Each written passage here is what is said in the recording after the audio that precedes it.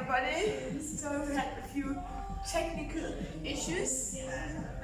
So instead we're doing a video now. This is Beth, my assistant. So we're going to do a little cardio class now with you. And we're going to start with a little bit of a stretch warm-up first, okay? Yeah, good. So first of all, we're just going to roll our shoulder, the right shoulder, big circle. Hope you can see us. Stay a bit more forward. And the other shoulder, big circle. Good. There you go. And both shoulders, big circle. Wonderful. And forward as well. Great. Excellent. Okay, now we're stretching our arms a little bit. Take one arm across. This way. Excellent. The other arm. Good. Wonderful. Now we're trying to reach behind our back as well. There you go.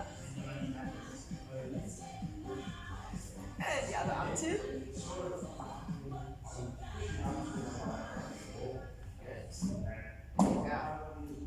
Excellent. And then we do some side stretching. So take one hand here and take to the side. And the other way.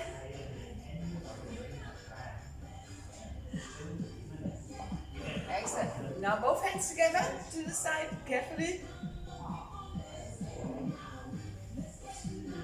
Good. And this way. Good.